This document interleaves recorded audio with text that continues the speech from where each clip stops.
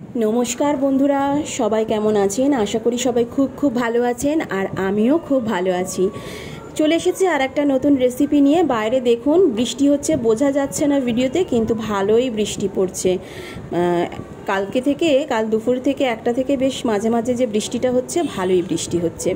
তো কথা বলতে বলতে আমি কড়ার মধ্যে তেল দিয়ে তার মধ্যে শুকনো লঙ্কা তেজপাতা ফোড়ন দিয়েছি আর পেঁয়াজ দিয়ে দিয়েছি। পেঁয়াজটা আমি মিক্সার গ্রাইন্ডারে একবার চালিয়ে নিয়েছিলাম, ফাইন পেস্ট করিনি। তো পেঁয়াজটা একটু নাড়াচাড়া করে নিয়েছিলাম, নিচের দিকটা একটু ব্রাউন হয়ে যাওয়াতে তার মধ্যে দিয়ে দিলাম রসুন বাটা। রসুন বাটাটা দেওয়ার পরে ভালো করে কষিয়ে নিয়ে দিয়ে দিয়েছিলাম টমেটো পেস্ট। টমেটোটা ফাইন পেস্ট করিনি, ওই পেঁয়াজের মতনই একটু এক বাটা দিয়ে দিয়েছিলাম, দিয়ে ওই জল শুদ্ধ নিয়ে ওটা দিয়ে দিলাম। তার মধ্যে দিয়ে দিলাম হলুদ গুঁড়ো, কাশ্মীরি লাল লঙ্কার গুঁড়ো, ঝাল লঙ্কার গুঁড়ো আর স্বাদ মতন নুন।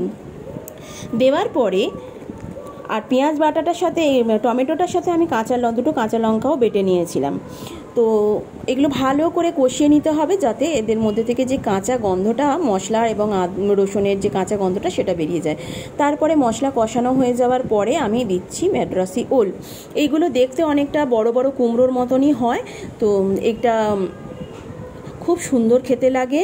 বিভিন্ন জিনিসপত্র দিয়েই খাওয়া যায়, তো ভাতেও খাওয়া যায় ভর্তা বানিয়ে, কিন্তু আমি ওই পেঁয়াজ আদা রসুন দিয়ে যেরকম মাংস করে রান্না করে সেইভাবে রান্না করি, খেতে খুব টেস্টি হয়।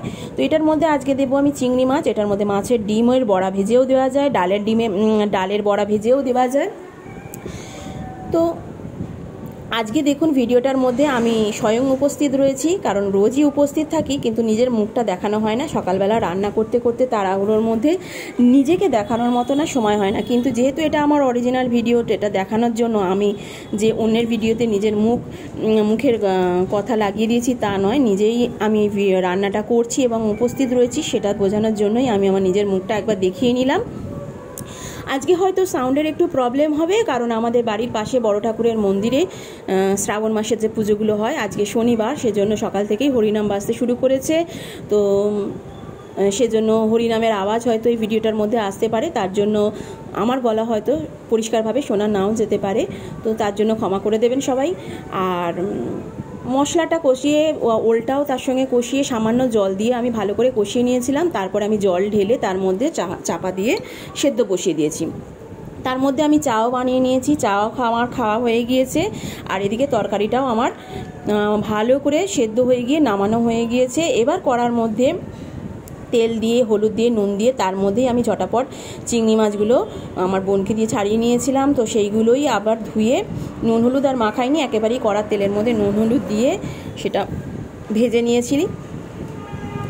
ভেজে নিয়ে আবার এই তরকারিটা আমি ওই ভাজা চিংড়ি মাছের মধ্যেই দিয়ে দেব।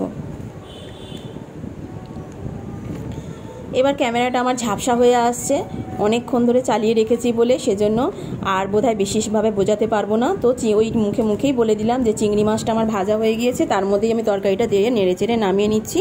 তো দেখা রাখবে অন্য কোনো ভিডিওতে। টাটা।